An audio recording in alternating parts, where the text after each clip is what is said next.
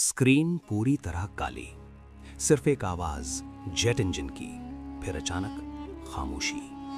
एक भारतीय पायलट दुश्मन की धरती पर गिरा, अकेला, जख्मी, और कोई रेस्क्यू मिशन नहीं। लेकिन वो वापस आ गया, सिर्फ अपने दम पर। यह कहानी आज भी इतने कम लोग जानते हैं कि लगता है कि किसी ने जानबूझकर इसे दबाकर रखा हो। 1965 की इंडिया पाकिस्तान वॉर हम सब ने पढ़ी है किताबों में। लाहौर तक भारतीय टैंक पहुंचे, पैटर्न टैंक्स को भारत ने धूल चटाई, हाजी पीर पास कैप्चर हुआ। लेकिन कुछ कहानियां हैं जो न टेक्स्ट बुक्स में हैं, न विकिपीडिया पर ठीक से लिखी हैं। आज हम बात करने वाले हैं फ्लाइंग ऑफिसर दारा फिरोज चिनॉय की।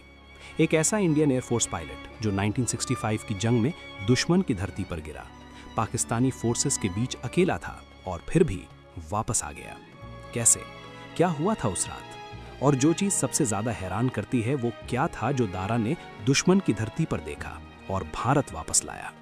इस वीडियो के अंत तक आपको पता चलेगा कि एक अकेले इंसान की हिम्मत कैसे पूरी तस्वीर बदल सकती है। तो चलते हैं 1965 में। लेकिन इससे पहले कि हम दारा की कहानी में जाएं, जरूरी है कि हम समझें कि 1965 में भारत और पाकिस्तान के बीच जंग छिड़ी क्यों। बात शुरू होती है अप्रैल 1965 से। पाकिस्तान ने एक कैलकुलेटेड मूव किया। उसने कच्छ के रन में घुसपैठ शुरू की। ये एक टेस्ट था। पाकिस्तान देखना चाहता था कि भारत रिएक्ट कैसे करता है। भारत ने जवाब दिया, लेकिन डिप्लोमेटिकली मामला सुलझा, सीज फायर हुआ। लेकिन पाकिस्तान ने इसे अपनी जीत समझा और तब अगस्त 1965 में पाकिस्तान ने ऑपरेशन जिब्राल्टर लॉन्च किया। हजारों पाकिस्तानी इन्फिल्ट्रेटर्स को कश्मीर में घुसाया गया। मकसद था कश्मीर में बगावत भड़काना, अंदर से तोड़ना। लेकिन ये प्लान काम नहीं आया। कश्मीर की जनता ने इन इन्फिल्ट्रेटर्स का साथ नहीं दिया। भारत ने जवाब दिया, हाजी पीर पास कैप्चर किया, पाकिस्तानी इन्फिल्ट्रेशन रूट्स को काटा। और तब 6 सितंबर 1965 को पाकिस्तान ने लाहौर सेक्टर में फुल स्केल वॉर शुरू कर दी।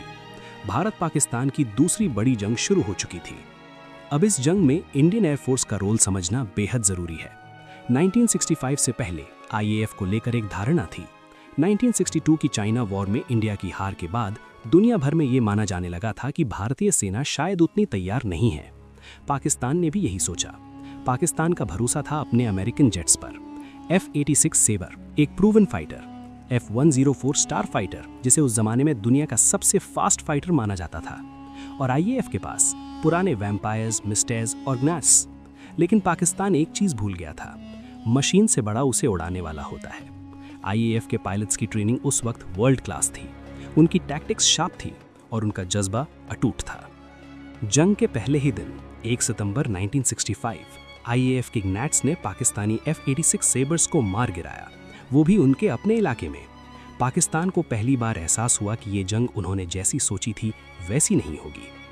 सितंबर 1965 भारत और पाकिस्तान के बीच पूरी तरह जंग छिड़ चुकी थी। ये सिर्फ जमीन की लड़ाई नहीं थी, आसमान भी मैदान बन चुका था। पाकिस्तानी एयरफोर्स के पास उस वक्त अमेरिकन मेड F-86 सेबर और F-104 स्टार फाइटर थे, जो अपने जमाने के सबसे खतरनाक फाइटर जेट्स माने जाते थे। और भारत के पास हॉकर हंटर, ग्नैट्स और मिस्टेर। ऊपर से देखो तो लगता था पाकिस्तान का पलड़ा भारी था, लेकिन इंडियन एयरफोर्स के पायलट्स ने अपनी ट्रेनिंग से, अपनी बोल्डनेस से, अपनी टैक्टिकल सोच से पाकिस्तान के हर अनुमान को गलत साबित किया।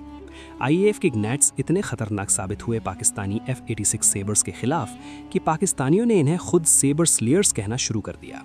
इसी पृष्ठभूमि में एक नौजवान फ्लाइंग ऑफिसर था, दारा फिरोज चिनॉय, पारसी समुदाय से, मुंबई से। एक ऐसा पायलट जिसके अंदर आग थी, देश के लिए, अपने प्रोफेशन के लिए। उसकी पोस्टिंग थी नंबर 27 स्क्वाड्रन के साथ, जो हॉकर हंटर जेट्स उड़ाता था। नंबर 27 स्क्वाड्रन, इसे समझना जरूरी है। ये वो स्क्वाड्रन था जिसे फ्लेमिंग एरोज कहा जाता था, और इस नाम के पीछे एक वजह थी। हॉकर हंटर, जो स्क्वाड्रन का प्राइमरी एयरक्राफ्ट था, वो उस वक्त आईएएफ का सबसे केपेबल ग्राउंड अटैक जेट था। तेज, लो लेवल फ्लाइंग में माहिर और दुश्मन की सप्लाई लाइंस को तबाह करने में डेवेस्टेटिंग। इस स्क्वाड्रन के पायलट्स को स्पेशली ट्रेन किया जाता था low level, high speed ground attack missions के लिए। मतलब जमीन के बेहद करीब उड़ो, तेजी से टारगेट हिट करो और निकल जाओ। ये मिशन सबसे ज्यादा खतरनाक माने जाते थे, क्योंकि जितना नीचे उड़ोगे उतना ज्यादा दुश्मन की एंटी एयरक्राफ्ट फायर की रेंज में रहोगे। दारा फिरोज चिनॉय इसी स्क्वाड्रन में थे, इसी काम के लिए तैयार किए गए थे। और जब 7 सितंबर का दिन आया, वो तैयार थे। 7 सितंबर 1965 आईएएफ को ऑर्डर्स मिले थे। पाकिस्तानी एयरफील्ड्स और सप्लाई लाइंस पर सर्जिकल स्ट्राइक्स करो, दुश्मन की लॉजिस्टिक्स को तहस नहस करो, उन्हें सांस लेने का मौका मत दो। दारा और उसके साथियों ने अपने जेट्स में बैठकर इंजन स्टार्ट किए और रनवे से ऊपर उठ गए। आसमान भारत का भी था, आसमान पाकिस्तान का भी था, और इन दोनों के बीच में एक लाइन थी जो आज उन्हें पार करनी थी। मिशन के पहले फेज में स्ट्राइक सफल रही, टारगेट्स हिट हुए, पाकिस्तानी पोजीशंस को नुकसान पहुंचा। लेकिन तभी वो हुआ जो किसी ने सोचा नहीं था, पाकिस्तानी एंटी एयरक्राफ्ट फायर। अचानक बिना किसी वार्निंग के दारा का हॉकर हंटर हिट हो गया, जेट में आग लग गई, कंट्रोल्स जवाब देना बंद कर रहे थे। अपनी पूरी ट्रेनिंग के साथ दारा ने वो किया जो करना था, इजेक्ट। एक पायलट का सबसे मुश्किल और सबसे जरूरी फैसला, अपना जेट छोड़ देना। इजेक्शन सीट ने उसे आसमान में उछाला और नीचे थी पाकिस्तानी टेरिटरी, दुश्मन की धरती। पैराशूट खुला, दारा नीचे आया और जब जमीन छुई तो एक पल के लिए सब खामोश हो गया। कोई विंगमैन नहीं, कोई रेडियो बैकअप नहीं, कोई रेस्क्यू टीम नहीं जो फौरन आ सके। सिर्फ एक भारतीय पायलट पाकिस्तानी जमीन पर अपने जख्मों के साथ अकेला। घबराना आसान था, टूटना स्वाभाविक था, लेकिन दारा फिरोज चिनोई ने कुछ और चुना। जमीन पर उतरते ही दारा ने सबसे पहले अपनी हालत का जायजा लिया। इजेक्शन में चोटें आई थीं, पीठ में दर्द था, एक पैर में तकलीफ थी, लेकिन हड्डी टूटी नहीं थी, चल सकते थे। उन्होंने पैराशूट को जल्दी से छुपाया एक खेत की मेड़ के नीचे, क्योंकि अगर किसी ने पैराशूट देख लिया तो समझ जाते कि कोई पायलट यहां उतरा है। फिर उन्होंने अपनी सर्वाइवल किट खोली। इंडियन एयरफोर्स के पायलट्स को एक छोटी सर्वाइवल किट दी जाती थी जिसमें कुछ जरूरी चीजें होती थीं, एक स्मॉल कंपास, कुछ एनर्जी टैबलेट्स, एक पतली सी मैप और कुछ लोकल करेंसी। लेकिन ये सब चीजें तब काम आती हैं जब दिमाग शांत हो, और दारा का दिमाग उस वक्त भी शांत था। उन्होंने कंपास निकाला, दिशा देखी और एक प्लान बनाया। दिन में छुपना, रात में चलना और हर हाल में पकड़े नहीं जाना। दारा के पास वक्त नहीं था सोचने का। पाकिस्तानी फोर्सेस को पता था कि एक भारतीय जेट गिरा है, वो उसे ढूंढ रहे थे। दारा जख्मी था, इजेक्शन में चोटें आई थीं, लेकिन होश पूरा था। उसने सबसे पहले एक काम किया, छुपना। पाकिस्तानी पंजाब की जमीन, खेत, झाड़ियां और दूर दूर तक दुश्मन की फोर्सेस। दारा ने अपनी सर्वाइवल ट्रेनिंग को याद किया। इंडियन एयरफोर्स के पायलट्स को सिखाया जाता है, अगर कभी दुश्मन की जमीन पर उतरना पड़े तो क्या करो, कैसे छुपो, कैसे आगे बढ़ो। लेकिन ट्रेनिंग और हकीकत में फर्क होता है। ट्रेनिंग में दुश्मन नकली होता है, यहाँ दुश्मन असली था, बंदूकें असली थीं और खतरा असली था। दारा रात के अंधेरे का इंतजार करने लगा। दिन में हिलना मौत को न्योता देना था। घंटे बीते, हर आवाज, हर सरसराहट दिल की धड़कन तेज कर देती थी। पाकिस्तानी सर्च पार्टीज इलाके में थीं और दारा एकदम शांत, एकदम फोकस्ड। छुपते हुए उन्होंने जो ऑब्जर्व किया वो भी कम अहम नहीं था। पाकिस्तानी मिलिट्री मूवमेंट्स, कौन से रास्तों पर ट्रक जा रहे हैं, कहां से सप्लाईज आ रही हैं, कहां पेट्रोल ज्यादा है, कहां गैप है। एक ट्रेन्ड मिलिट्री पायलट की नज़र ये सब ऑटोमेटिकली नोट करती है। ये इंस्टिंक्ट होती है, ट्रेनिंग का हिस्सा। दारा जानते थे कि अगर वो वापस पहुंचे तो ये जानकारी बेशकीमती होगी। किसी सैटेलाइट से नहीं मिल सकती थी ये जानकारी, किसी एजेंट से नहीं, सिर्फ एक इंसान जो खुद वहां था वो दे सकता था। तो उन्होंने सब कुछ दिमाग में बिठाना शुरू किया, हर डिटेल, हर मूवमेंट, हर रास्ता। रात हुई, दारा उठा और चलने लगा। दिशा भारत की तरफ, लेकिन कैसे पता चलेगा कि भारत किस तरफ है? तारे, हाँ, उसी पुरानी आजमाई हुई तकनीक से।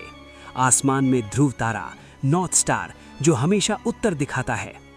दारा को पता था भारत की सरहद पूर्व में है, उसे पूर्व की तरफ बढ़ना था।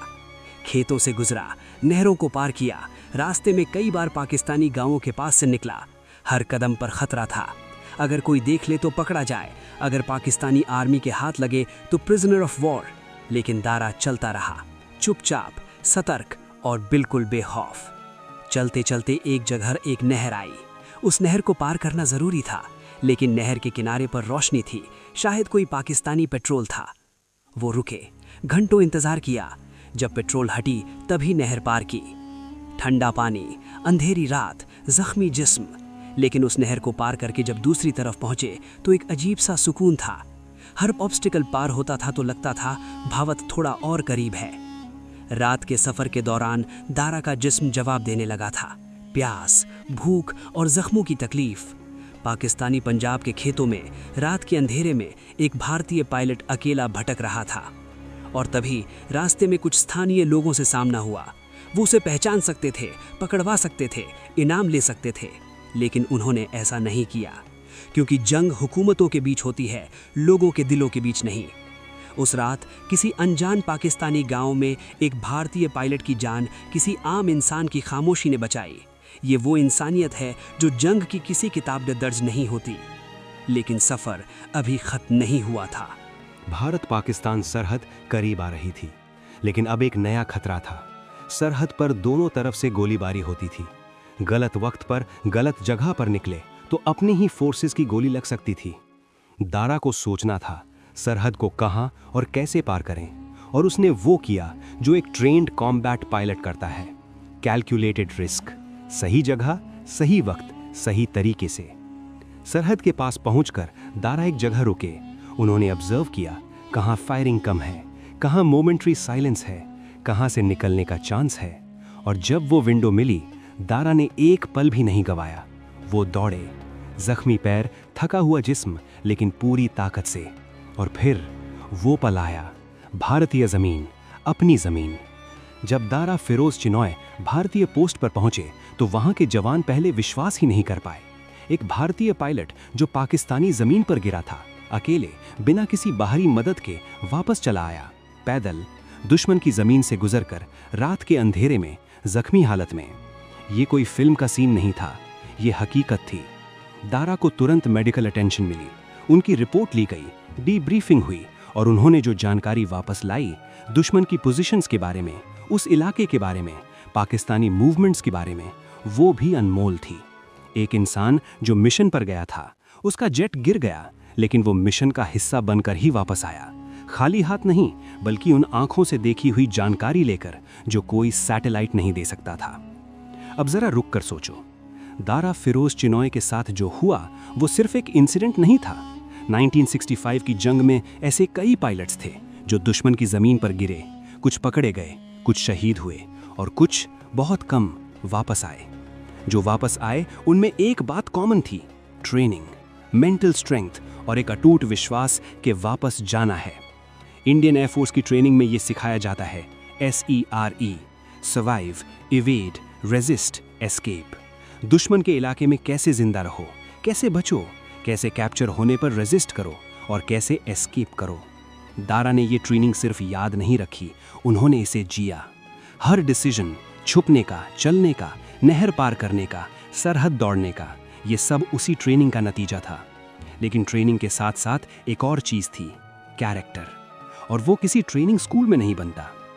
दारा फिरोज चिनॉय को उनकी बहादुरी के लिए वीर चक्र से सम्मानित किया गया, भारत के तीसरे सबसे बड़े वीरता पुरस्कार से। लेकिन इस पुरस्कार से भी बड़ी बात यह है कि दारा की कहानी उन हजारों पायलट्स और सोल्जर्स की कहानी का हिस्सा है जिन्होंने 1965 में भारत की हवाई सीमाओं की रक्षा की। उस जंग में IAF ने कुल मिलाकर जो परफॉर्मेंस दी, वो आज भी स्टडी की जाती है दुनिया भर के मिलिट्री एकेडमीज में। पाकिस्तान को उम्मीद थी कि IAF को वो कुछ ही घंटों में टेम कर देंगे, लेकिन 22 दिन की जंग में IAF ने न सिर्फ पाकिस्तानी एयरक्राफ्ट को मार गिराया, बल्कि पाकिस्तानी पायलट्स के मन में एक डर बैठा दिया। वो डर था इंडियन पायलट्स के जज्बे का। लेकिन जो असली सम्मान है वो है ये कहानी, जो साबित करती है कि वर्दी सिर्फ कपड़ा नहीं होती, उसके अंदर एक इंसान होता है, और वो इंसान जब ठान ले तो दुश्मन की पूरी जमीन भी उसे नहीं रोक सकती। 1965 की जंग में भारत ने दुनिया को बता दिया कि हम सिर्फ लड़ना जानते हैं ऐसा नहीं, हम जीतना भी जानते हैं। और दारा फिरोज चिनॉय जैसे पायलट्स ने उस जीत की नींव रखी। दारा फिरोज चिनॉय की ये कहानी सिर्फ एक पायलट की कहानी नहीं है, ये उस जज्बे की कहानी है जो हर उस इंसान में होता है जो किसी मकसद के लिए जीता है। गिरना कोई हार नहीं, हार तब होती है जब उठने की कोशिश बंद हो जाए। और दारा ने उस रात पाकिस्तानी जमीन पर यह साबित किया। एक जेट गया, लेकिन पायलट वापस आया, और वो पायलट आज इतने सालों बाद भी हर उस नौजवान के लिए एक मिसाल है जो मुश्किल वक्त में हार मानने के बारे में सोचता है। याद रखो, दारा के पास भी रीजन था हार मानने का, जख्मी था, अकेला था, दुश्मन की जमीन पर था, लेकिन उसने एक काम किया, अगला कदम उठाया। बस यही काफी था।